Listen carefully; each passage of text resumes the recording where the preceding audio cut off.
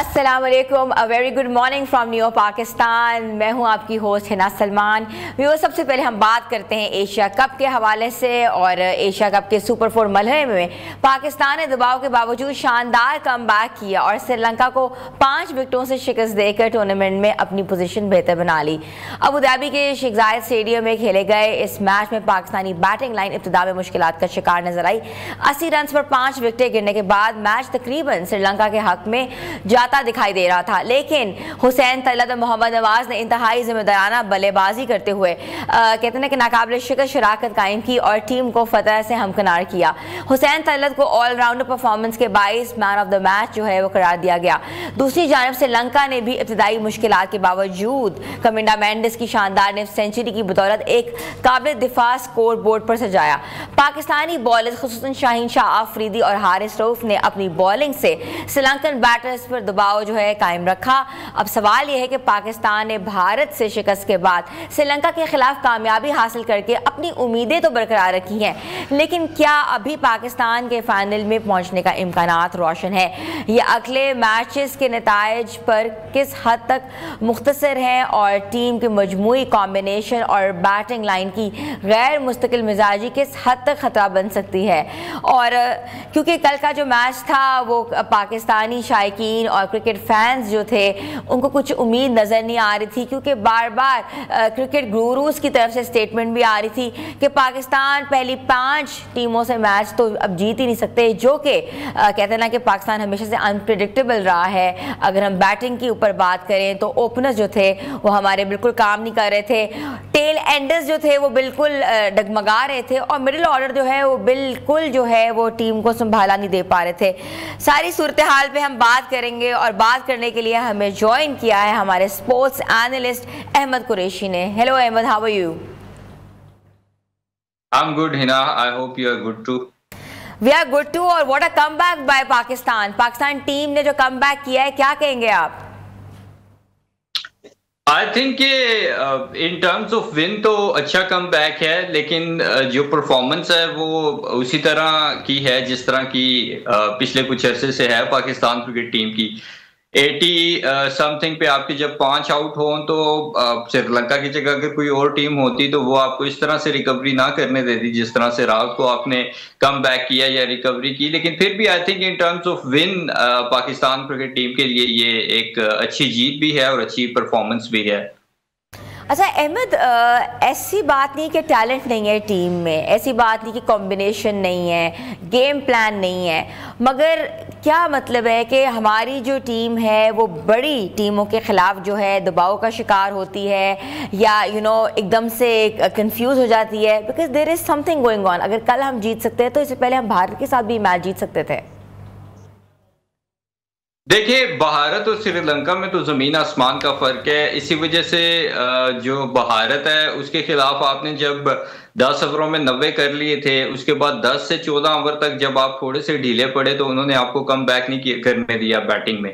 तो यही चीज मैंने पहले भी मेंशन किया कि श्रीलंका की जगह जब कोई बड़ी टीम होगी, चाहे इंडिया, साउथ अफ्रीका, न्यूजीलैंड, कोई भी बड़ी टीम हो, तो वो इस तरह से आपको कम बैक नहीं करने देती जब आप ऑलरेडी स्ट्रगलिंग फेज में चले जाए मैच के। तो मेरे ख्याल में बहुत सारी इसकी वजूहात हैं। एक तो जो बैटिंग कॉम्बिनेशन है उस पर भी बहुत ज्यादा सवालिया निशान है।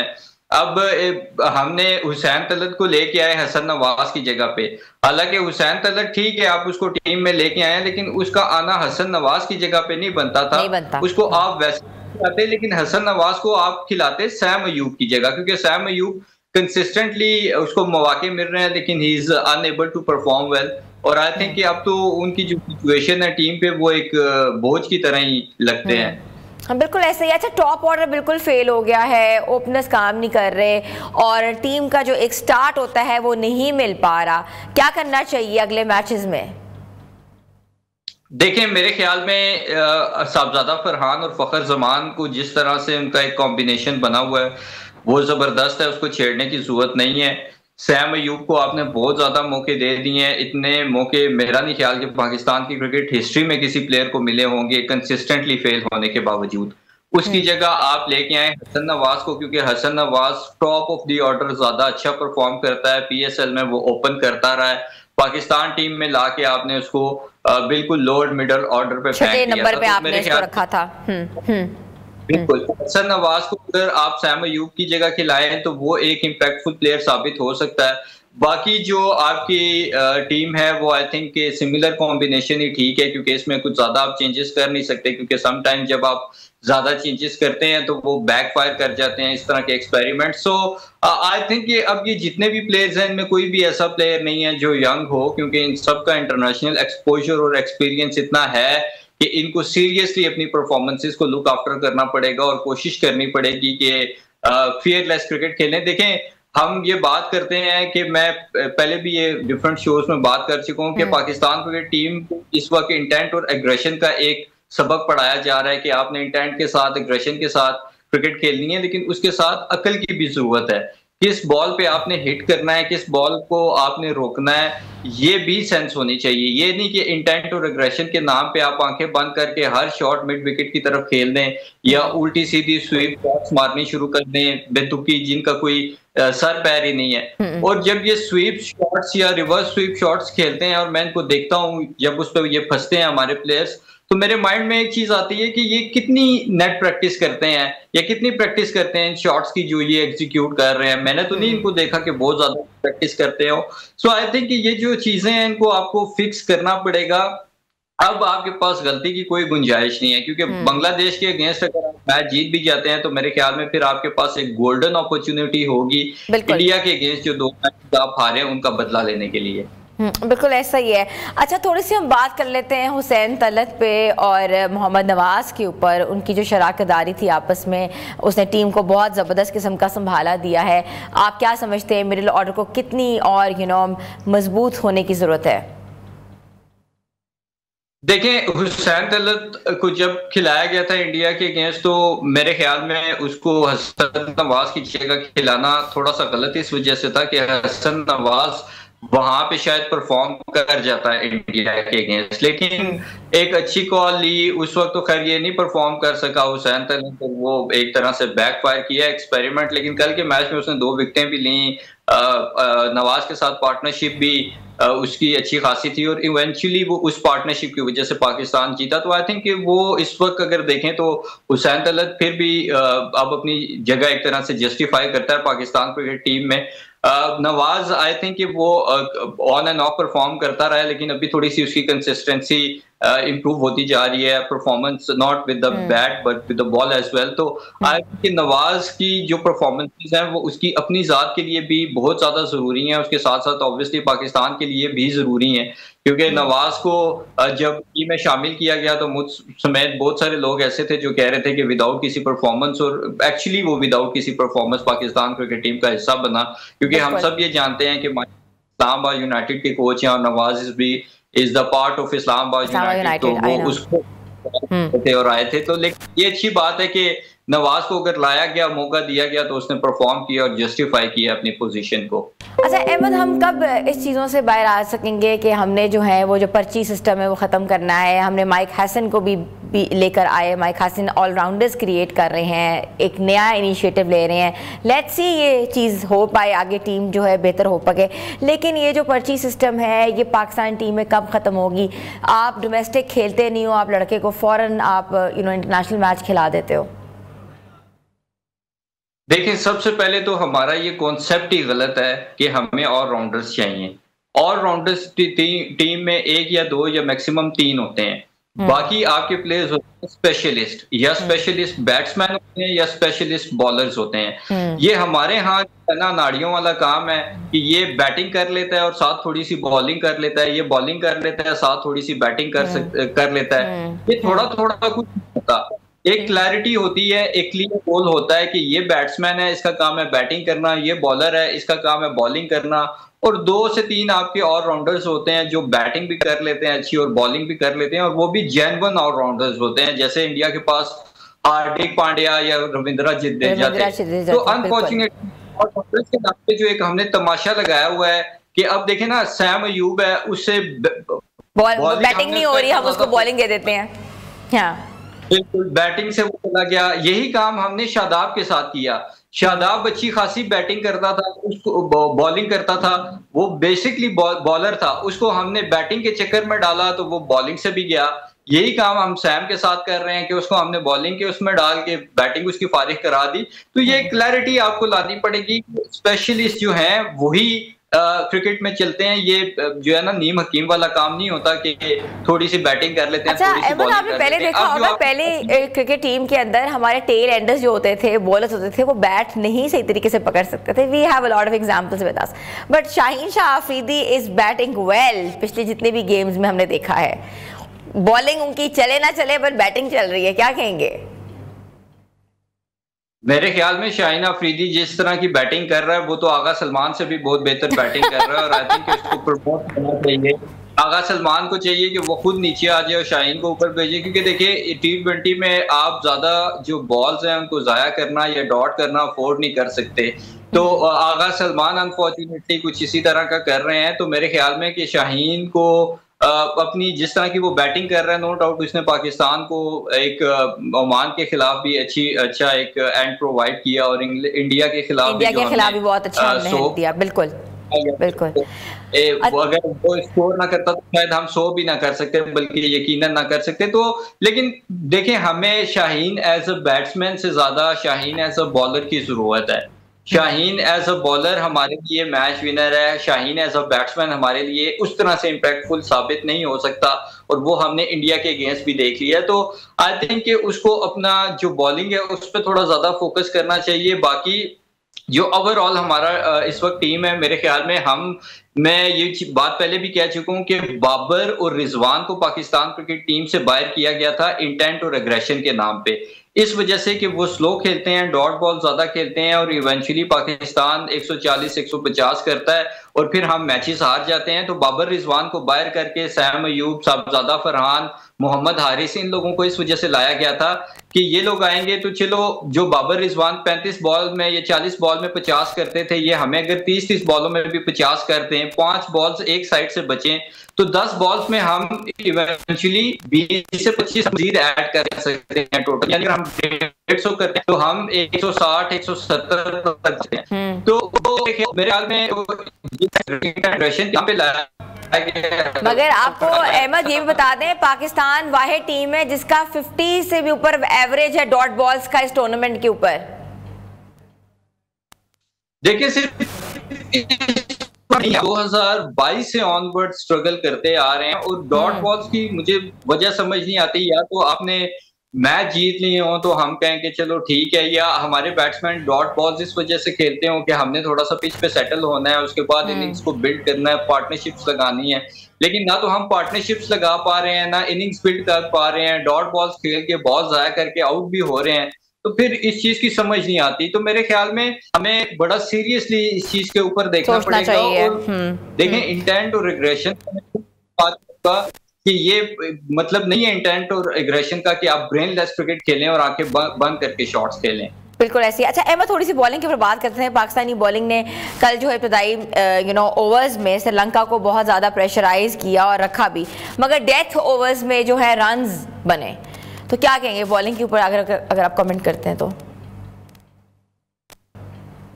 देखें, जो आपका T20 फॉर्मेट है ना, इसमें आपके 1-2 ओवर्स भी अगर पूरे चले जाएं तो आपका मैच हाथ से निकल जाता है। आपने इंडिया के खिलाफ भी देखे ना, 10 ओवर में 90 रन किए, उसके बाद अगले 2-3 या 4 ओवर आ गए तो मैच आपके हाथ से निकल चुका था। अगर आपने यहाँ पे 25-30 रन 40 रन भी किए होते तो शायद इंडिया वो मैच ना जीता। तो आई थिंक सिमिलर मिस्टेक्स कर रहा है पाकिस्तान के जो लास्ट ओवर्स हैं। बिल्कुल आपने ठीक है कि डेड ओवर्स में हम स्ट्रगल कर रहे हैं। इसमें मेरे ख्याल में शाहीन शाह अफरीदी, हारिस, इनको रिस्पॉन्सिबिलिटी लेनी पड़ेगी, क्योंकि इनको ये थोड़ा सा स्ट्रगल कर रहे हैं डेथ ओवर्स में। हारिस तो डेथ ओवर्स का स्पेशलिस्ट है, उसको तो नहीं स्ट्रगल करना चाहिए। या शाहीन शाह अफरीदी, वो तो न्यू और ओल्ड बॉल दोनों से बड़ा जबरदस्त बॉल करता है, उसका कंट्रोल भी अच्छा है। तो आई थिंक कि जो एक्स्ट्रा एक्सपेरिमेंट का चक्कर है ना, जैसे अब ये एक्स्ट्रा यॉर्कर्स करने जाते हैं तो फुल टॉस हो जाती है, या बाउंसर्स के चक्कर में जाते हैं तो शॉर्ट बॉल हो जाती है। जो आपकी स्ट्रेंथ है बेसिक उसी पे रहें,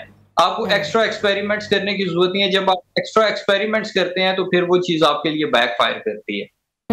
अच्छा, अगर पाकिस्तान के फाइनल में पहुंचने के इम्कानात जो हैं उसके बारे में क्या कहते हैं, और इंडिया और बांग्लादेश के मैच पर भी पाकिस्तान फाइनल खेलने में कामयाब हो जाता है तो टीम का कॉम्बिनेशन क्या यही होना चाहिए?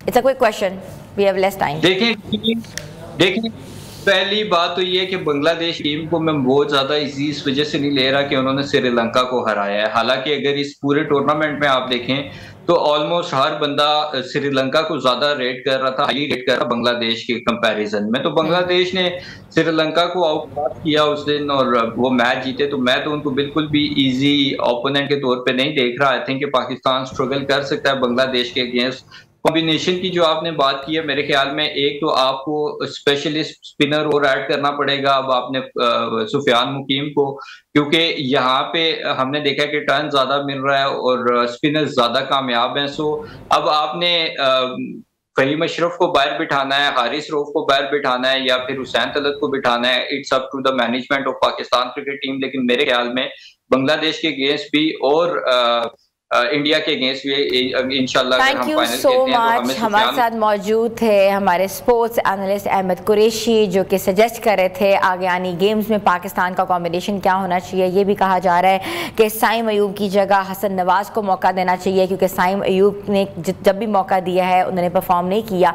पाकिस्तान टीम को अपनी परफॉर्मेंस पर ध्यान देना चाहिए और डेथ ओवर्स में ख़ास तौर पर जो रन हो रहे हैं उनको रोकना चाहिए।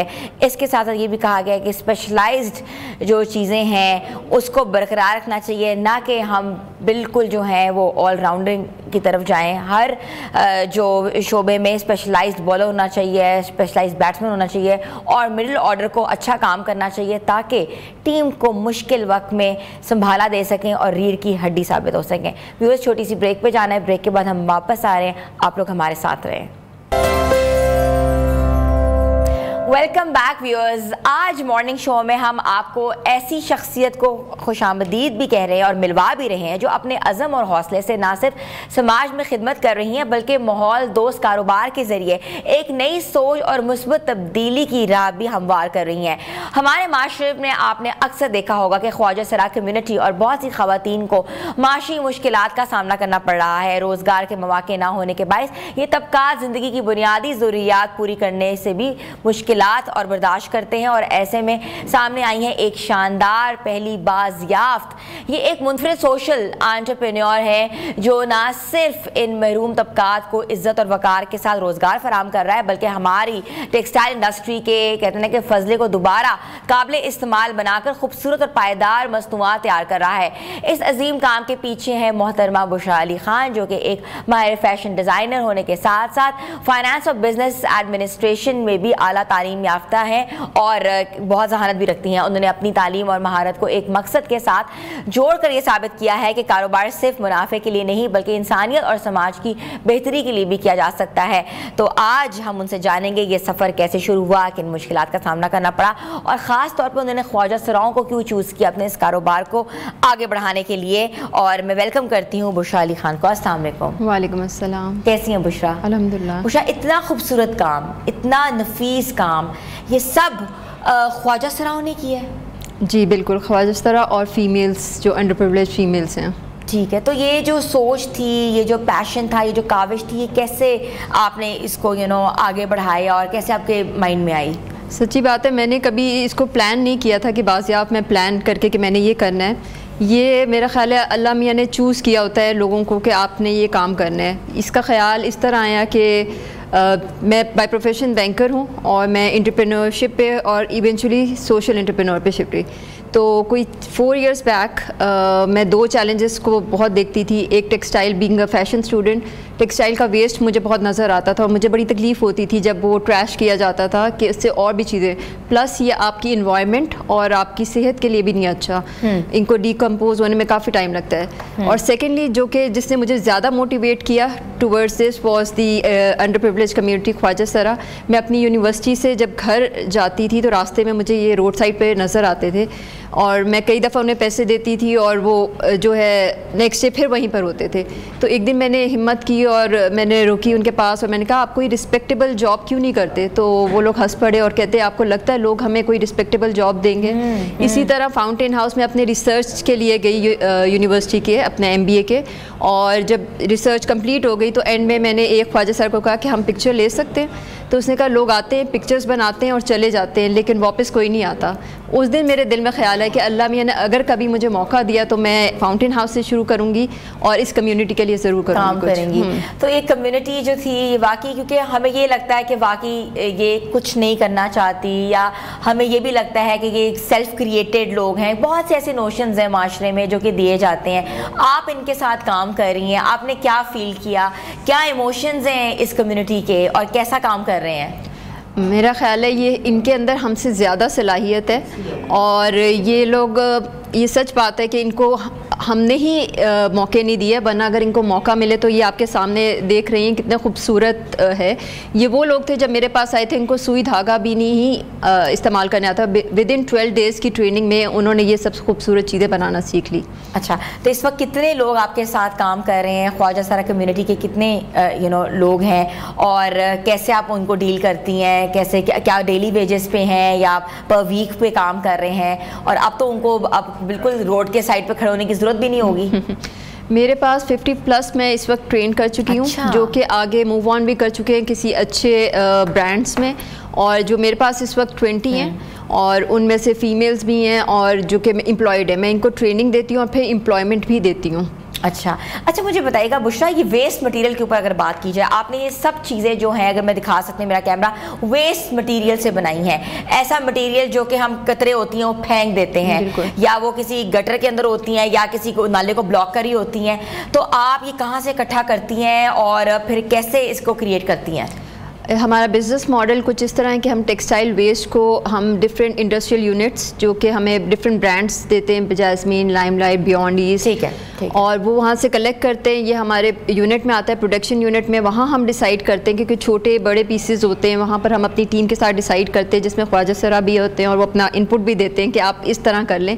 उनसे हम डिसाइड करते हैं कि कौन सा जो पीस है वो किस प्रोडक्ट में सेट होगा, और फिर वहाँ से हम इसको लेकर जाते हैं ऑफलाइन और ऑनलाइन हम एग्जीबिशंस करते हैं, प्लेसमेंट है डिफरेंट हमारे मॉल्स में, ठीक है। और इसके अलावा जो ऑनलाइन हमारा सोशल मीडिया प्लेटफॉर्म है, हमारी वेबसाइट है, और TCS में भी हमारे प्रोडक्ट्स होते हैं। अच्छा, मुझे बताएं कि ऐसे ये आपने जब इन्वेस्टमेंट शुरू की थी, because it's a vision actually, और विजन के साथ साथ बीइंग एन एंटरप्रेन्योर, आपने ख्वाजा सरा कम्युनिटी को एंटरप्रेन्योर भी बनाया और विजन भी दिया है। तो ये कितने पैसों से आपने इन्वेस्टमेंट शुरू की थी, और अब गेन कितना हो रहा है, और उससे आपकी जितनी भी एम्प्लॉयमेंट है उनके पैसे पूरे हो जाते हैं? हाँ जी, ये मैंने स्टार्ट किया था सिर्फ एक आइडिया से। उस वक्त मेरे पास कोई फंडिंग नहीं थी, और मैंने अपना आइडिया एक डाइस फेलोशिप प्रोग्राम है ब्रिटिश काउंसिल का, वहाँ पर पिच किया था। वहाँ से मुझे फंडिंग रिसीव हुई थी, इनिशियल फंडिंग। वहाँ से मैंने इनको ट्रेनिंग कराई, मशीन्स वगैरह सब कुछ किया, और ये सफ़र आहिस्ता आहिस्ता अब हम इस पोजीशन पे पहुँचे हैं कि इनकी जो भी बाज़ियात में जितना भी खर्चा होता है वो ब्रेक इवन और उससे ऊपर हम प्रॉफिट्स पे चले गए हैं। क्योंकि ये सोशल एंटरप्राइज है तो इसमें प्रॉफिट से ज़्यादा हमारा फोकस होता है कि हम लोगों को ट्रेन कर सकें और उनको एक लाइवलीहुड दे सकें, एक रिस्पेक्टेबल जॉब दे सकें, ताकि वो अपना घर जो है चला सकें। अच्छा बुशरा, चैलेंजेस तो हर जगह ही होते हैं, तो ऑब्वियसली बात है creating a brand is not an easy task, I know. तो कौन से बड़े बड़े चैलेंजेस आपने फेस किए? ऑब्वियसली आप एक कम्युनिटी के साथ लगी हुई हैं, उस कम्युनिटी को समझना, उसके ऑब्वियसली जब आप समझते हो तो ऑटोमेटिकली आप आउटपुट दे पाते हो। What were the basic challenges? मेरा ख्याल है ख़त्म नहीं होते, ये चलते रहते हैं। तो फर्स्ट चैलेंज था वो इस कम्युनिटी को अपने ऊपर ट्रस्ट लेकर, दे डोंट ट्रस्ट यू। अच्छा। उनको आप पे ट्रस्ट नहीं होता।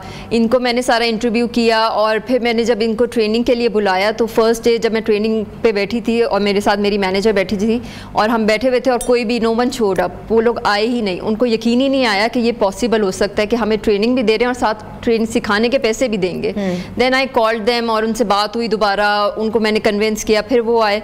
फिर आपका चैलेंज होता है लोग आप पे ट्रस्ट करें, क्योंकि लोग समझते हैं सोशल एंटरप्राइज एक चैरिटी है। इट्स नॉट अ चैरिटी, ये एक प्रॉफिट मेकिंग बिजनेस है जिसमें आप सोशल और इन्वायरमेंटल इम्पैक्ट दोनों, तो उन लोगों का ट्रस्ट अपने ऊपर बिल्ड करना कि हाँ ये हो सकता है, ये कम्युनिटी काम कर सकती है।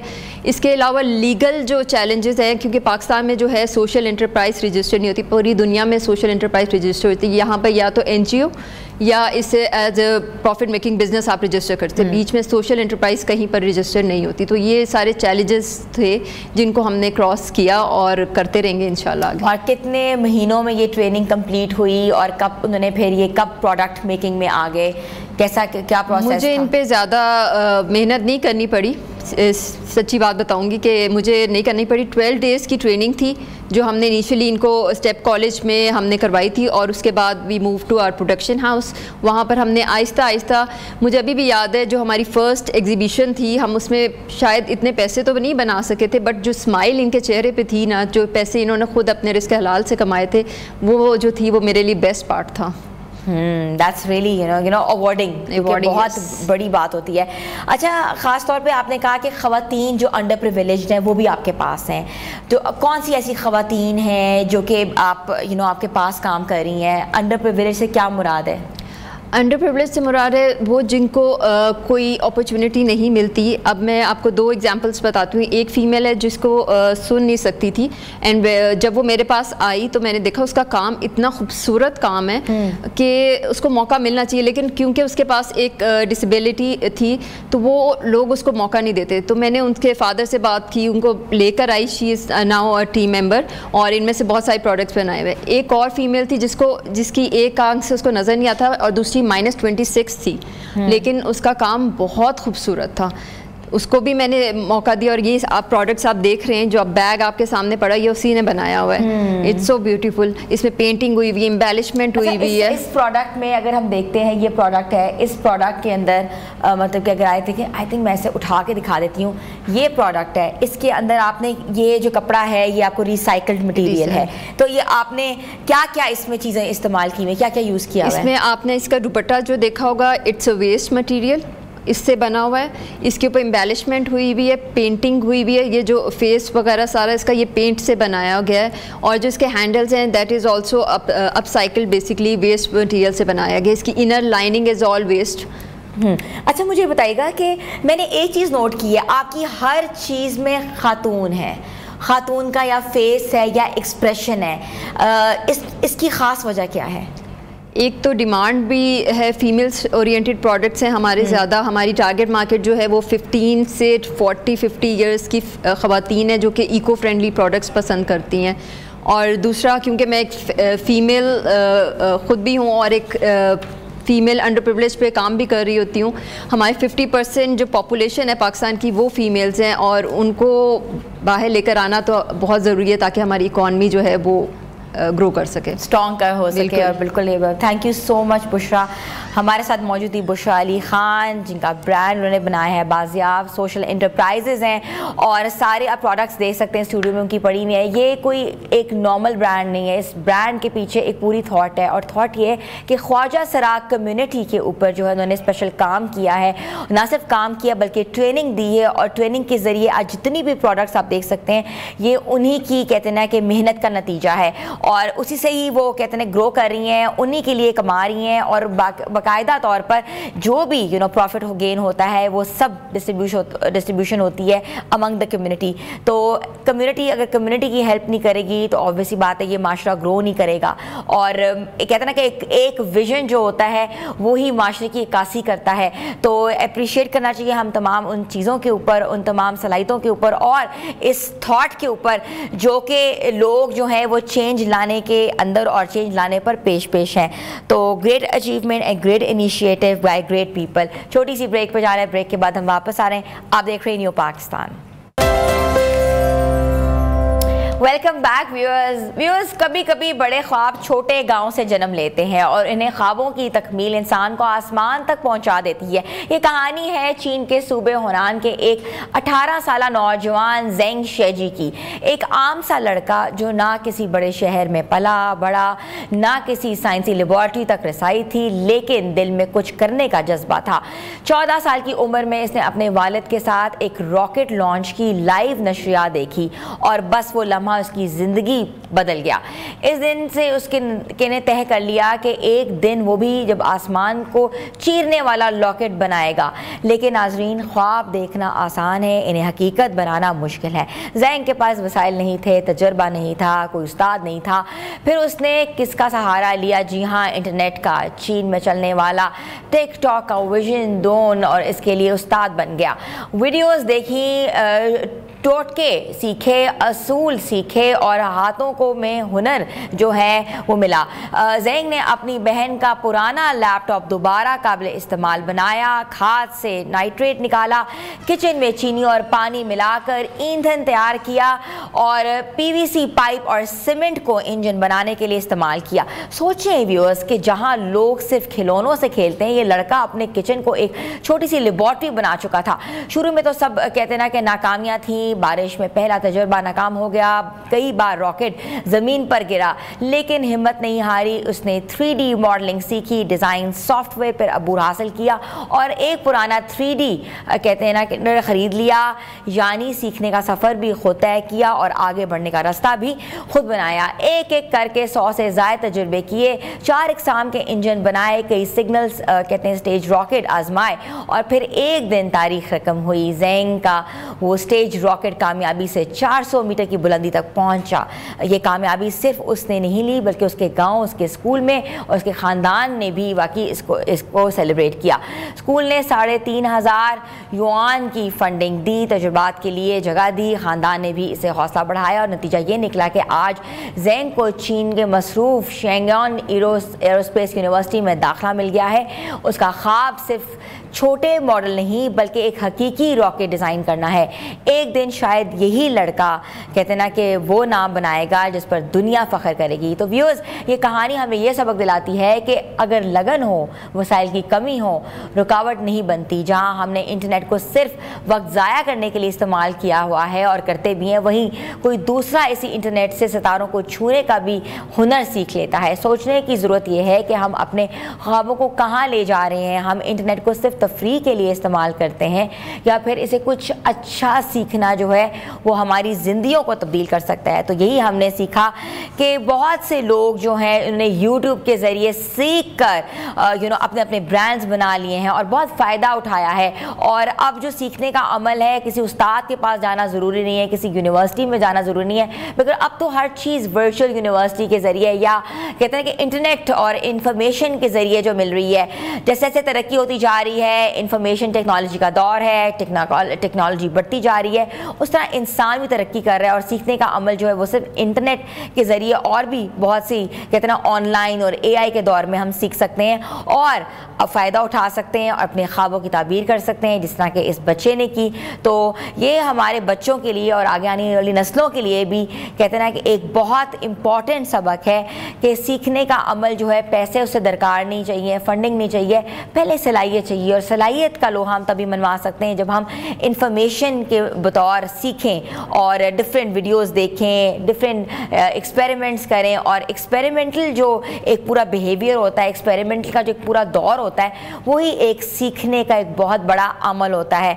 तो व्यूअर्स, आपने देखा होगा कि हमारे मॉर्निंग शो में भी हर रोज़ ऐसा टैलेंट आता है जिसने AI के अंदर तहलका मचाया हुआ है, जिसने सीखने के अंदर बहुत से काम जो हैं, बहुत सी चीज़ें जो है सीखें, चाहे वो स्टूडेंट्स हों, चाहे वो ख़वातीन हों और चाहे वो डिफरेंट शोबों में ताल्लुक़ रखने वाले अफराद हों, चाहे वो ख्वाजा सरा कम्युनिटी हों।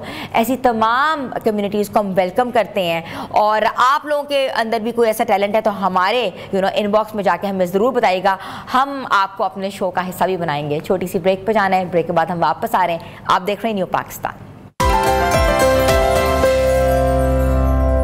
न्यू पाकिस्तान में आपको एक बार फिर से खुशामदीद कहते हैं। थोड़ी सी बात करते हैं सियासत के हवाले से। वाशिंगटन में एक अहम और गैर मामूली मुलाकात देखने में आई, जहां अमरीकी सदर डोनाल्ड ट्रंप की मेज़बानी में पाकिस्तान समेत 8 इस्लामी और अरब ममालिक के रहनुमा जमा हुए। इस इजलास में वज़ीर आज़म शहबाज शरीफ के साथ टर्की, कतर, सऊदी अरब, इंडोनेशिया, मिस्र, मुत्तहिदा अरब अमारात, उर्दन की क़यादत भी शरीक थी। यह मुलाकात ऐसे वक्त में हुई जब गजा में जंग और इंसानी अलमिया दुनिया के सबसे बड़े बहरानों में शुमार किया जा रहा है। इस इजलास में खिते में अमन, गवर्नेंस, सिक्योरिटी और बिलखसूस गजा की सूरत हाल पर तफसीली बातचीत की गई है। अमरीकी सदर डोनाल्ड ट्रंप ने मुस्लिम ममालिक पर जोर दिया है कि गजा में अमन कायम करने, इसराइली इनकलाब मुमकिन बनाने और तामीर नौ के अमल में बराह रास्त किरदार अदा करें। अमरीकी मुतालबा ये सामने आया है कि इस्लामी ममालिक न सिर्फ अफवाज तैनात करें बल्कि माली मामनत के जरिए इक़्तिदार की मुंतकली के अमल को कामयाब बनाने में भी तावन करें। इस मौके पर वज़ीर आज़म शहबाज शरीफ और दीगर आलमी रहनुमाओं के दरमियान गैर रस्मी और दोस्ताना तबादला ख्याल भी हुआ, जबकि कतर, उर्दन, इंडोनेशिया के रहनुमाओं ने वज़ीर आज़म की अलग मुलाकातें भी हुई हैं। ताहम इजलास के इख्तिताम पर किसी मुश्तरका लाहे अमल का ऐलान नहीं किया गया, जो इस बात की निशानदेही करता है कि मुस्लिम ममालिक के दरमियान अभी भी मौक़िफ़ में वाज़ेह यकजहती मौजूद नहीं है।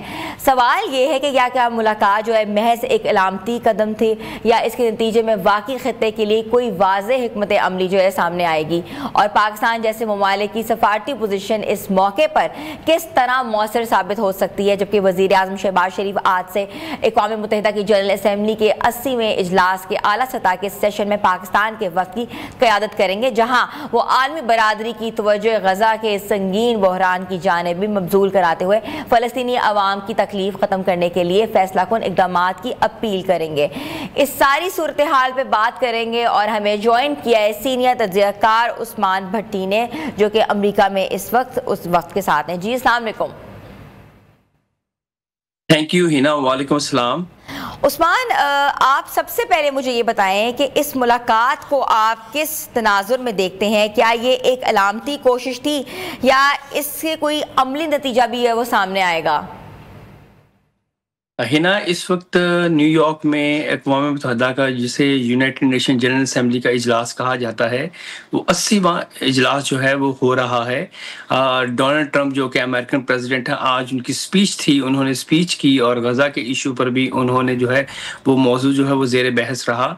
आज जो है अहम डेवलपमेंट ये भी हुई कि आज जो इस्लामी ममालिक के 6 से ज़ायद जो सरबराहान हैं उनकी मुलाकात भी डोनाल्ड ट्रंप से, और अहम बात यह है कि वज़ीर-ए-आज़म पाकिस्तान मियां मोहम्मद शहबाज शरीफ की भी उस डोनाल्ड ट्रंप से जो है वो मुलाकात हुई है।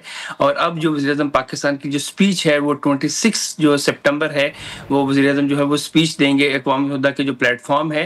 अभी जो आपने बात कही गज़ा के हवाले से, ज़ाहिर है ये इस वक्त इस्लामी ममालिक जो हैं, इसके अलावा जो पूरी दुनिया में ये एक अहम इशू जो है वो डिस्कस किया जा रहा है कि इज़राइल जो है वो जुल्म ढा रहा है, वहाँ पर रोज़ाना जो है वो शहादतें होती हैं। और अक़वाम मुत्तहिदा का जो प्लेटफॉर्म है, बेसिकली इसका पर्पस भी ये है कि कहीं पर भी इंसानी हकूक़ की खिलाफ वर्जी हो रही हो, कहीं पर भी तशद्दुद जुल्म हो रहा हो, तो इन अक़वाम मुत्तहिदा के प्लेटफॉर्म ने जो है वो नोटिस लेना होता है। ज़ाहिर है इस वक्त तकरीबन 150 से ज़ायद जो ममालिक हैं इंटरनेशनली, वो इस चीज़ को एक्सेप्ट कर चुके हैं कि फ़लस्तीनी अवाम को उनका हक मिलना चाहिए, आज़ाद रियासत वो होनी चाहिए। मगर मैं आपको ये बताऊँ कि अक़वाम मुत्तहिदा के ऑलमोस्ट 193 जो ममालिक हैं वो मेंबरान हैं, और जो सलामती कौंसिल के 5 मेंबर हैं जिनको वीटो का हक है, जिसमें फ्रांस है, जिसमें बरतानिया है, जिसमें अमेरिका है। और ये जो ममालिक हैं इनकी जो पावर है वीटो की वो बहुत अहम होती है। देखिए, चाइना भी इसका मेंबर है, रशिया भी इसका मेंबर है, मगर अगर कोई भी एक मुल्क जो है वो वीटो कर दे तो वो जो है करारदाद मंजूर नहीं हो पाती। अब रशिया, चाइना, बरतानिया, तो फ्रांस, यूरोप भी इस चीज के हक में है कि फलस्तीन को उनका हक मिलना चाहिए, मगर अगर उनको अलग रियासत के तौर पर तस्लीम किया जाए। अच्छा उस्मान, इधर एक बहुत इंपॉर्टेंट चीज ये है कि अमरीकी सदर का मुस्लिम ममालिक से अफवाज तैनात करने और माली मावनत का मुतालबा, क्या यह हकीकत पसंदाना तजवीज़ है या खित्ते में मजीद पेचीदगियां जो है पैदा हो सकती हैं? देखिए, इस वक्त जो बडगराम जो अफगानिस्तान की एयर बेस है वो चाहता है अमेरिका उस चीज़ को वापस लेना। और ये भी बहुत इशू जो है वो हाईलाइट हो रहा है मीडिया पर कि अगर अमेरिका जो है वहाँ से जा चुका है अफगानिस्तान से और वो दोबारा उस एयरबेस को उस फौजी अड्डे को लेना चाहता है, उसकी क्या रीज़न है। इसलिए ये भी काफ़ी रिजेंटमेंट आ रही है और पाकिस्तान को इस मामले में बहुत जो है हिकमत अमली देखनी पड़ेगी कि वो किस तरफ जाता है, क्योंकि अफगानिस्तान की वजह से पाकिस्तान में बहुत ज़्यादा बदअमनी रही और पाकिस्तान इस चीज़ को बार बार जो है वो इंडिकेट भी किया कि बहुत से जो टेररिस्ट हैं वो अफगानिस्तान से आकर पाकिस्तान में जो है वो कार्रवाइयाँ करते हैं। मगर अब काफ़ी बेहतर हो गया है, डिप्लोमेटिक जो एक स्टेज है, डिप्लोमेटिक जो हिकमत अमली अपनाई गई पाकिस्तान की तरफ से और हमने अफगानिस्तान को कन्विंस किया कि ये जो खिते में दहशतगर्दी हो रही है, स्पेशली पाकिस्तान में हो रही है, आप इस चीज़ को कंट्रोल करें। जो दहशतगर्द वहाँ पर ग्रुप्स हैं उनको जो है वो उनके ऊपर सख्ती की जाए ताकि वो पाकिस्तान में आकर दहशतगर्दी ना करें। कहने का मकसद ये है कि इस वक्त जो दोहा में इंसिडेंट हुआ, वहाँ पर जो इजराइल अटैक किया गया और उसके बाद आपने देखा कि दोहा में एक समिट हुआ जिसमें तमाम इस्लामी ममालिक के सरबराहान गए और इस चीज़ पर हमने इत्तेहाद किया कि कोई भी इस्लामी ममालिक पर हमला करे तो हम सब इकट्ठे होंगे। उसके बाद वज़ीर-ए-आज़म मोहम्मद शहबाज शरीफ को सऊदी अरब के जो मोहम्मद सलमान है, जहाँ वो जो वहाँ पर किंग हैं, उन्होंने बुलाया और भरपूर प्रोटोकॉल दिया। इसका मतलब ये है कि पाकिस्तान जो है इस वक्त जो इस्लामी ममालिक हैं, नजर यूं आ रहा है कि जैसे उनको लीड कर रहा है। नो डाउट ये लीड इस वजह से कर रहा है कि पाकिस्तान के पास जो है बिल्कुल न्यूक्लियर भी है और पाकिस्तान अपना दिफा कर सकता है।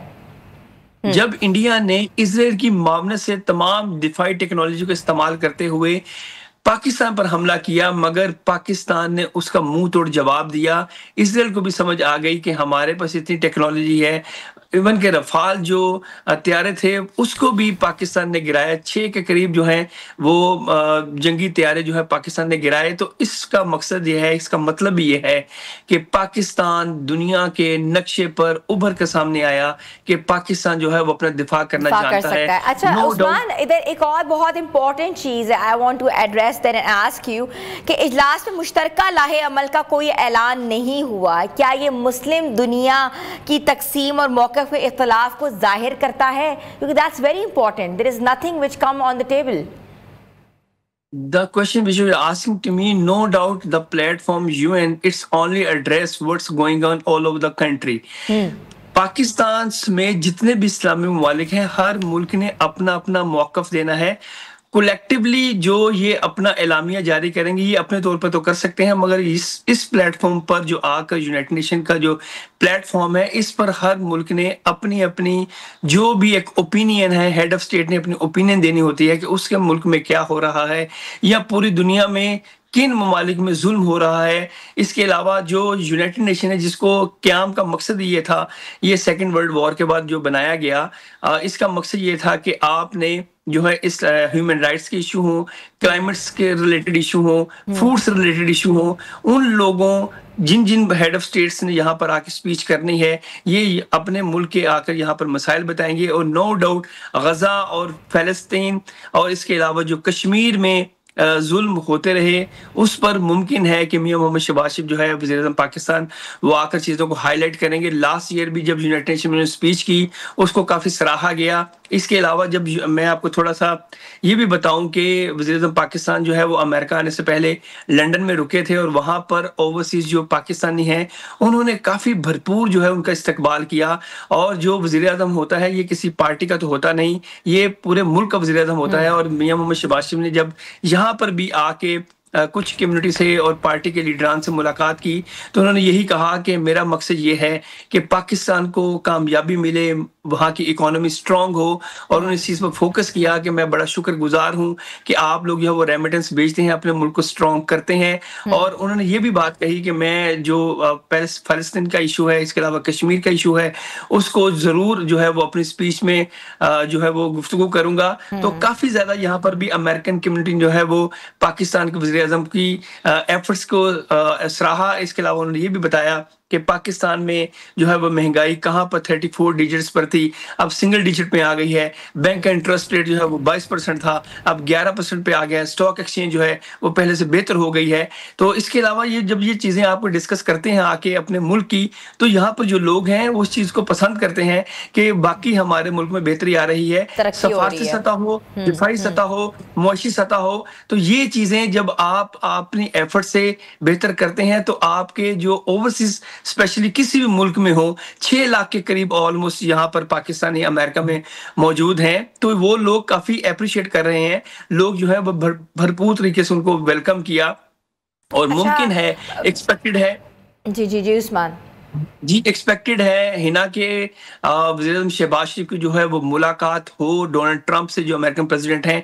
वाशिंगटन डीसी में बताया ये जा रहा है कि 25 तारीख को जो है वो स्पेशली वज़ीर-ए-आज़म पाकिस्तान जो है वो वाशिंगटन जाएंगे और डोनाल्ड ट्रंप से मुलाकात करेंगे। आप ये देखें कि पाकिस्तान के वज़ीर-ए-आज़म की कितनी इंपॉर्टेंस हो गई है कि डोनाल्ड ट्रंप जो कि दुनिया की सुपर पावर का जो है वो प्रेसिडेंट हैं, वो भी पाकिस्तान के जो लीडर हैं उनको एक अहमियत दे रहे हैं। और मैं समझता हूँ ये अहमियत मिलनी चाहिए, कोई भी वज़ीर-ए-आज़म हो, क्योंकि मुल्क का जो वज़ीर-ए-आज़म होता है वो पूरी मुल्क को रिप्रेजेंट कर रहा होता है। बिल्कुल। और इसमें नो डाउट कि मियां मोहम्मद शहबाज शरीफ जो वज़ीर-ए-आज़म पाकिस्तान है, उन्होंने अपने काम से बताया कि वो मुल्क की मईशत को बेहतर करना जानते हैं, क्योंकि उनका एक रिकॉर्ड भी है। पंजाब के जब वो वज़ीर आला थे तो पंजाब के सूबे की जो बेहतरी है वो दीगर सूबों से आप एडमिनिस्ट्रेटिव वाइज बात करें तो बहुत बेहतर है। तो बिल्कुल ऐसा ही है। तो इस वक्त काफी उनकी स्ट्रगल को अप्रिशिएट किया जा रहा है। और इस वक्त जो हमारी फौज और हमारी जो हुकूमत है,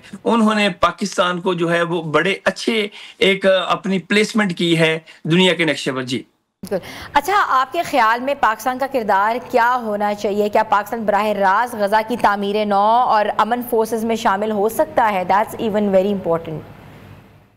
देखिए, ये तो एक सफारती सतह पर फैसला किया जाएगा कि क्या पाकिस्तान की फोर्सेस जो हैं वो गजा में जा सकती हैं, नहीं जा सकती हैं। ये चीज़ें इतनी आसान तो नहीं हैं कैलकुलेट करके बताना, मगर बात यह है कि एक जो वज़ीर-ए-आज़म किसी मुल्क का हो, वो डिप्लोमेटिक जो महाज होते हैं वहाँ पर आके अपनी गुफ्तगू करता है। ये एक बहुत बड़ा प्लेटफॉर्म है यूनाइटेड नेशन का, जहाँ पर आकर वज़ीर-ए-आज़म जब अपनी स्पीच देंगे तो इस चीज़ पर जब वो इंसिस्ट करेंगे, ये चीज़ पे असर्ट करेंगे कि आप जो है दुनिया को जब ये बताएंगे कि गजा में जुल्म किया जा रहा है और पूरी दुनिया को नजर आ रहा है। देखिए, यूरोप जो है वो भी कहता है कि फ़लस्तीनियों के हक को जो है वो तस्लीम करना चाहिए, आज़ाद रियासत को तस्लीम करना चाहिए।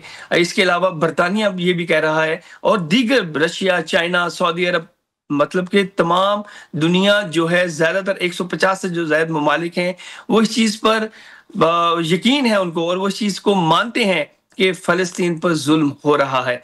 अब दुनिया भी देख रही है। तो मैं वही कह रहा हूं कि अमेरिका जो है उसको जो है वो गेम चेंजर साबित होगा। अमेरिका जो कहेगा वो इजराइल को मानता है, क्योंकि इजराइल की ज़्यादा जो बात है वो ज़्यादा जो एक बॉन्डिंग्स है वो अमेरिका से बनती है। तो डोनाल्ड ट्रंप जो है वो इसमें अहम किरदार अदा कर सकते हैं, क्योंकि डोनाल्ड ट्रंप अक्सर ये कहते हैं कि मैंने दुनिया में 6 जंगें बंद कराई, यूक्रेन की जंग बंद कराई, पाक इंडिया की जंग बंद कराई, गजा की भी जंग में बंद करवाऊंगा। तो ये एक अहम टास्क है। नो डाउट अगर ये चीजें कंट्रोल नहीं होती तो ये एक ब्लॉक्स जो बन रहे हैं कि मुस्लिम ममालिक एक तरफ हो रहे हैं और जो दूसरी फोर्सेस हैं वो दूसरी तरफ हो रही हैं, तो मुसलमानों को अगर एक पेज पर किसी मुल्क ने इस वक्त इकट्ठा किया है तो वो इस वक्त जो फ़लस्तीन में जुल्म हो रहा है, जो कतर पर अटैक हुआ, तो उसके बाद हमने देखा कि तमाम मुस्लिम ममालिक जो है वो इकट्ठे हुए और इसमें जो पाकिस्तान के वज़ीर-ए-आज़म हैं उनको स्पेशली कतर ने भी बुलाया, इसके अलावा जो सऊदी अरब ने भी बुलाया और आपने देखा कि किस तरह उनको जंगी तैयारों में जो है सऊदी अरब ने प्रोटोकॉल दिया। तो मैं समझता हूँ कि पाकिस्तान इस वक्त खिते में जो है पूरी दुनिया के जो नक्शे पर एक इम्पोर्टेंट जो है उसकी एक अहमियत है। बिल्कुल, तो इसमें वज़ीर-ए-आज़म की जो स्पीच है वो भी एक बहुत अहमियत की हामिल होगी, जो 26 सितंबर को वो यूनाइटेड नेशन के प्लेटफॉर्म पर देंगे। Thank you so much. हमारे साथ मौजूद है सीनियर तज्ज़ियाकार Usman Bhatti, was updating from USA, इस वक्त के साथ हैं। उनका यही कहना था कि पाकिस्तान की पोजीशन जो है बहुत मुस्तहकम नज़र आ रही है, क्योंकि मुस्लिम फॉरवर्ड ब्लॉक जो बन गया हुआ है वो कहते हैं ना कि पाकिस्तान को बहुत इंपॉर्टेंस दे रहे हैं। इसलिए भी दे रहे हैं क्योंकि पाकिस्तान जो है अपना एक इम्पॉर्टेंट स्पीच 26 तारीख को देने लगा है, और उसके साथ साथ जो रिएक्शन होगा, जो रद्द-ए-अमल होगा मुख्तलिफ जगहों का, वो फिर बाद में आएगा।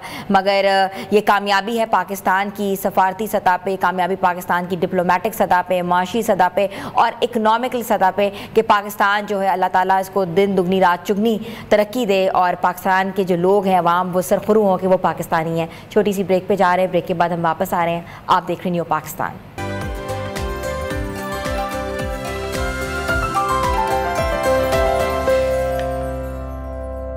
न्यू पाकिस्तान में आपको एक बार फिर से खुशामदीद कहते हैं। थोड़ी सी बात करते हैं सेहत के हवाले से, और बहुत इंपॉर्टेंट इशू है क्योंकि वफाकी वज़ीर सेहत मुस्तफ़ा कमाल ने इस्लामाबाद के पिम्स हॉस्पिटल में एक तकरीब से खिताब करते हुए बताया कि पाकिस्तान दुनिया का 151वां मुल्क है जहाँ सर्वाइकल कैंसर से बचाव की वैक्सीन का आगाज़ किया गया है। इदाद-ओ-शुमार जो है चौंका देने वाले हैं। पाकिस्तान में हर साल तकरीबन 25,000 ख़वातीन इस मोहलिक मर्ज़ में मुब्तला होती हैं, और उनमें से 75 से 80% ख़वातीन जो हैं अपनी जान से हाथ धो बैठती हैं। इसका मतलब है कि ये बीमारी हमारे माशरे में ख़वातीन की सेहत के लिए एक बहुत बड़ा ख़तरा बन चुकी है। वज़ीर सेहत का कहना था कि दुनिया की तरक्की याफ्ता ममालिक जैसे कनाडा, अमेरिका, सऊदी अरब में ये वैक्सीन बरसों से लगाई जा रही है, और कई ममालिक में तो यहाँ तक कि शरह जो है वो 8वीं जमात में दाखिले ऐसे जो है पहले बच्चियों के लिए ये वैक्सीन लाजमी करार दी गई है। लेकिन अफसोस है कि जब पाकिस्तान में ये मुहिम शुरू की गई तो कुछ हलकों ने इसके खिलाफ झूठी और बेबुनियाद अफवाहें फैलाना शुरू कर दी। वफाकी वज़ीर ने अपनी तकरीर में मज़ीद कहा कि पाकिस्तान में तकरीबन 68% बीमारियां जो हैं आलूदा पानी की वजह से पैदा हो रही हैं, और अगर साफ़ पानी की फराहमी यकीनी बनाई जाए तो अस्पतालों और पर मरीज़ों का बोझ जो है वो कम हो सकता है।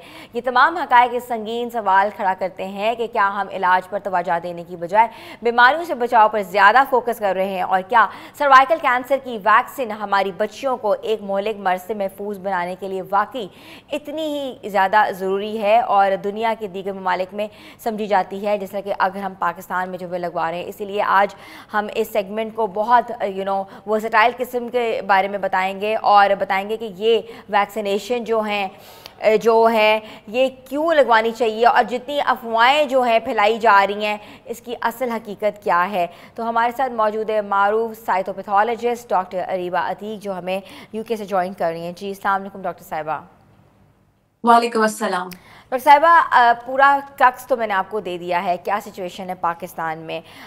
तो सर्वाइकल कैंसर जो है, सबसे पहली बात यह है इसकी असल वजह क्या है, और ये सर्वाइकल कैंसर होता क्या है? देखें, सर्वाइकल कैंसर होता है रहम का कैंसर, ये औरत के अंदरूनी हिस्से का कैंसर है। अब ये बहुत अच्छा सवाल है कि ये होता कैसे है। इसकी 90% जो वजह है वो है HPV वायरस, जिसके अगेंस्ट अब वैक्सीनेशन मैं बहुत खुश हूँ कि हमारे मुल्क में आ चुकी है। अब इससे बचा कैसे जा सकता है, ये एक इम्पॉर्टेंट सवाल है। मैंने क्योंकि मेरा अपना सोशल मीडिया अकाउंट भी है जो काफ़ी पॉपुलर है, तो मैंने देखा कि मुझे मुख्तलिफ किस्म के सवाल आ रहे थे रिगार्डिंग, जैसे अभी आपने भी जिक्र किया कि ये ठीक नहीं है, इससे इनफर्टिलिटी हो रही है और इस तरीके से। मैं इस प्लेटफॉर्म को यूज़ करना चाहती हूँ ये बताने के लिए कि ये सब बातें बेबुनियाद हैं। राइट इन UK, जिस टाइम यहाँ पे जहाँ मैं बैठी हुई हूँ, जहाँ काम कर रही हूँ, 99% लोग वैक्सीनेटेड हैं, और ये कैंसर इस मुल्क में बिल्कुल नहीं है, तकरीबन ना होने के बराबर। अच्छा, ये क्यों इम्यूनाइजेशन कार्ड्स के अंदर आ जाता है? पाकिस्तान में ये जो है पहली बार ये मुतारिफ कराया जा रहा है सर्वाइकल कैंसर की वैक्सीनेशन। कुछ हल्के ये कह रहे हैं कि इसको टीके को लगवाने से जो है डिजीनेस हो रही है, बच्चियां गिर रही हैं। आप इस चीज़ों को, इस अफवाहों को एराडिकेट कर सकती हैं, क्या ऐसा है? देखिए कुछ लोगों को होता है नीडल फोबिया, शायद आपने भी देखा हो कि हर बंदा टॉलरेट नहीं कर पाता। सो ये बहुत कॉमन है कि नीडल को देख के या सुई अंदर जाने के खौफ से आपको टेम्परेरी एंग्जाइटी हो, जिससे आपको डिजीनेस हो जाए, क्योंकि उन 9 से 14 साल की उम्र के अंदर ये वैक्सीनेशन लग रही है, वो एक छोटी उम्र है। तो उस वजह से ये हो जाता है। इसका वैक्सीनेशन के अंदर क्या है, उससे कोई लिंक नहीं है, ये सिर्फ उसको लगवाने की एंग्जाइटी की वजह से हो रहा है मेरे मुताबिक। अच्छा डॉक्टर साहबा, 9 से 14 साल की उम्र को तो वैक्सीनेशन लगवाई जा रही है, लगा भी रहे हैं। अब ये पूरा जो कैंपेन है ये स्कूल्स में लॉन्च हो चुका हुआ है, मेडिकल प्रैक्टिशनर्स घर घर जा रहे हैं। ये जो बड़ी उम्र की ख़वातीन है फ्रॉम 30 टू 45 ईयर्स ओल्ड, क्या ये वैक्सीनेशन उनको भी लगवाना ज़रूरी है? बिल्कुल लगवानी चाहिए, लेकिन इसके अंदर थोड़ा-सा डोज़ चेंज हो जाएगा। इस तरीके से कि जो 9 से 14 साल की उम्र की बच्चियाँ हैं, उनको 1 डोज़ लगेगी, और अगर देखें जो इम्यूनिटी वाइज़ वीक होती हैं, उनको 25 की एज में जाके, यानी 25 साल की उम्र में दूसरी डोज़ लगेगी। लेकिन जो एज ग्रुप आपने मुझे बताया, उसके अंदर बेहतर ये रहता है कि आप अगर आज लगवा रहे हैं, तो 1 माह बाद दूसरी डोज़ लगवाएँ और उसके 6 माह बाद तीसरी लगवाएँ। ठीक है। लेकिन 50 से 55 साल की उम्र से छोटी जितनी खवातीन है, सबको लगवानी चाहिए। सबको लगवानी चाहिए, क्लैरिटी आपने दे दी है कि लगवानी सबको चाहिए। अच्छा, ये भी कहा जा रहा है, हमने बहुत सी वीडियोस देखी हैं, सोशल मीडिया पे तहलका मचा हुआ है कि इसके साइड इफ़ेक्ट्स भी बहुत ज़्यादा हैं, और ये साइड इफ़ेक्ट्स जो हैं बहुत ख़तरनाक साइड इफ़ेक्ट्स हैं। जैसे जो हैं वो लड़कियां जो हैं वो माँ नहीं बन सकती, या उनको सिम्टम्स डिफरेंट आते हैं, या वो being a women they have a lot of issues in their cycles and stuff. तो आप इस बात को क्या समझती हैं, ऐसा है? बल्कि ये इसके ऑपोज़िट है। बहुत अच्छा कि आपने मेरे से ये सवाल पूछा। देखिए, जब इनफर्टिलिटी के केसेज़ आते थे हमारे पास, तो उसके लिए हम एक सर्वाइकल टेस्ट भी करवाते थे, तो वो सारे मेरे पास ही आते थे, मैं देखती थी पाकिस्तान के अंदर। तो जिन-जिन खवातीन को एक्चुअली एचपीवी का इन्फेक्शन होता था, उनके अंदर इनफर्टिलिटी थी। तो जब वो इन्फेक्शन क्योर हो जाता था, तो वो उसके बाद दोबारा माँ बन सकती थी। सो बेसिकली मेरा ख्याल है ये उसके ऑपोजिट है। अगर आपको ये इन्फेक्शन होगा, तो तब आपके कम चांसेस है कंसीव करने के। इसके साथ अगर इन्फेक्शन नहीं होगा, तो there is a higher ratio कि आप एक नॉर्मल प्रोसेस को फॉलो करेंगे। डॉक्टर साहब, एचपीवी वायरस जो है ये फैलता कैसे है, विमेन के अंदर कैसे इंजेक्ट होता है? क्योंकि इसकी कोई अभी तक कोई फॉर्मुलेशन समझ नहीं आ रही, ये कैसे सबसे ज़्यादा जो है ख़वातीन, क्योंकि पाकिस्तान की अगर बात की जाए तो 25,000 ख़वातीन हर साल जो है इन्फेक्टेड है। ये बहुत अच्छी बात है। वैसे तो बच्चियों के साथ-साथ बच्चों को, यानी मेल बॉयज़ को भी लगवाने की ज़रूरत है, क्योंकि इन्फेक्शन दोनों के थ्रू बहुत फैलता है। पहली बात ये ज़रूरी नहीं कि ये वायरस आपके जिस्म के अंदर हो तभी आपको बीमारी हो। अगर आपकी इम्यूनिटी अच्छी है, तो आपकी बॉडी खुद ही इस वायरस को अपने अंदर से बाहर निकाल देती है। लेकिन अनफॉर्चुनेटली हमारे यहाँ पे इम्यूनिटी पाकिस्तान में इतनी अच्छी नहीं होती। दूसरा, इसके फैलने की मुख्तलिफ वजूहात हैं। ये फैलने की अगर आप बात करें, तो ये तो स्किन कांटेक्ट से भी फैलता है, और ऐसा भी पॉसिबल है कि मेल पार्टनर के अंदर हो और वो फीमेल के अंदर ट्रांसफर हो, बल्कि मेरे एक्सपीरियंस के मुताबिक ज्यादा टाइम तो ये हो रहा है। दूसरा, जिनसी ताल्लुक, ये एक बहुत बड़ी रीजन है इसके फैलने से। इसके अलावा लाइक जिनसी ताल्लुक में जितनी भी चीजें आती हैं, वो सारी रीजन होती हैं।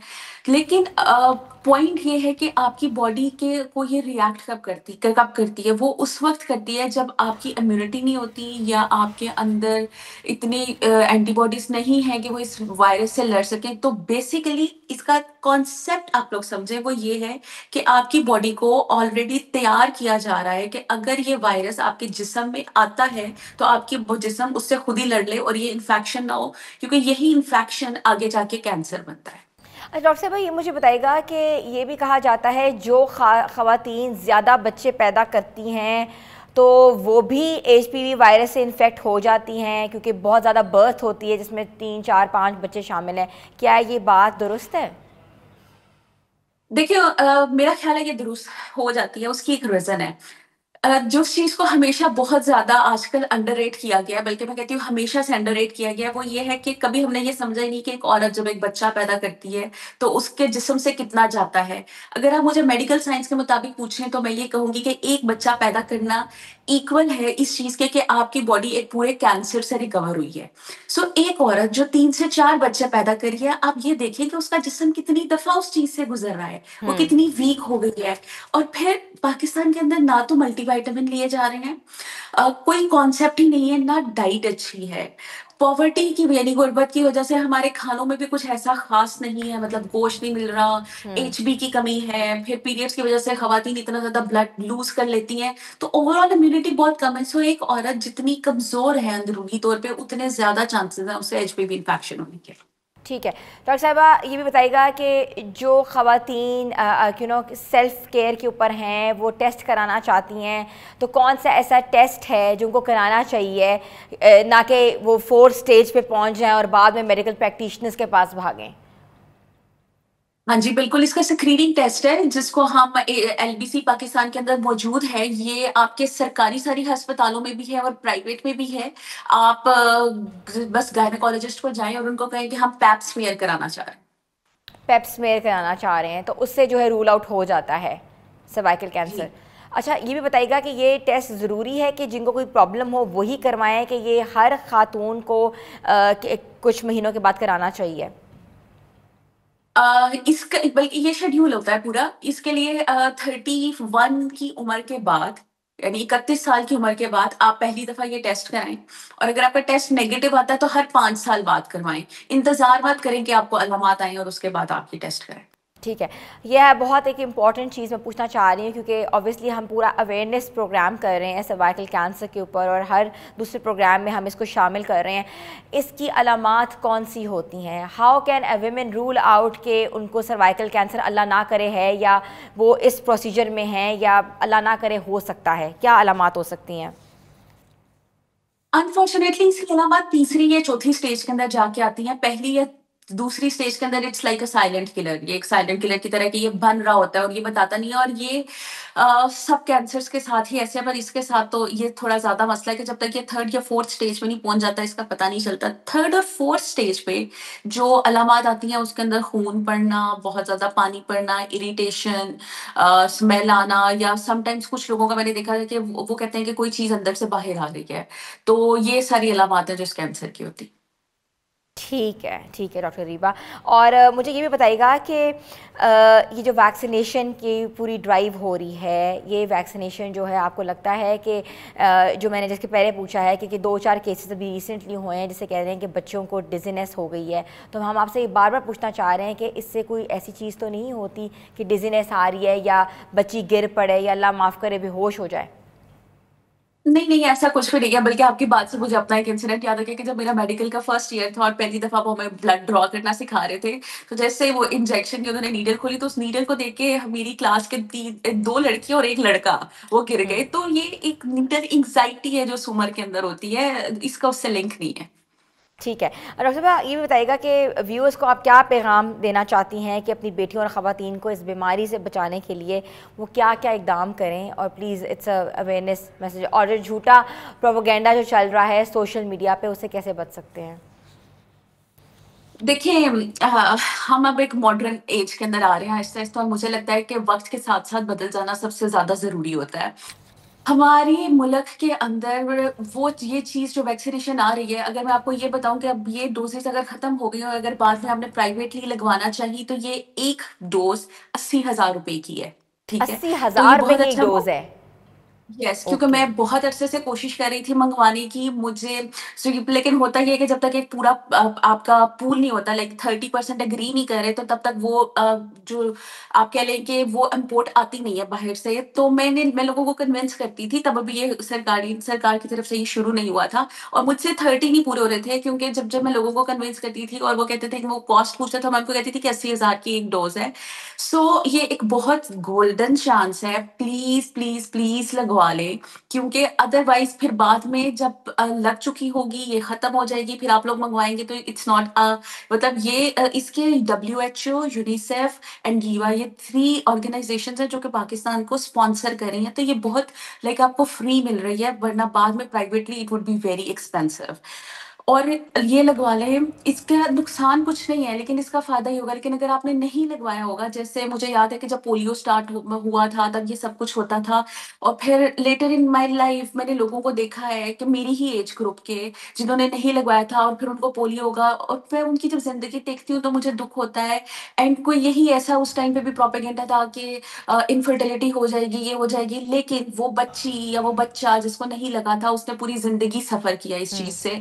सो देयर आर 2 पॉइंट्स, एक तो ये बहुत महँगी वैक्सीनेशन है जो फ्री मिल रही है, सो प्लीज़ इस मौके को ज़ाया ना करें। और दूसरा ये कि अपने आप को, अपनी बच्चियों को बचाएँ, वक़्त के साथ-साथ सब बदल रहा है। कोविड था, कोविड की वैक्सीनेशन आई, अब हमने इस दुनिया को ऑलमोस्ट कोविड फ्री कर लिया है, और भी आती रहेगी। ये आखिरी वैक्सीनेशन है जो नहीं आई है। मैं यहाँ यूके में हूँ, अब तो like breast cancer, colon cancer, इसके ऊपर वो लोग बहुत ज़्यादा काम कर रहे हैं इनकी वैक्सीनेशंस बनाने के लिए। तो होपफुली कुछ सालों में ये भी आ रही होंगी। कैंसर ने वैक्सीनेशन से ही खत्म होना है एक दिन।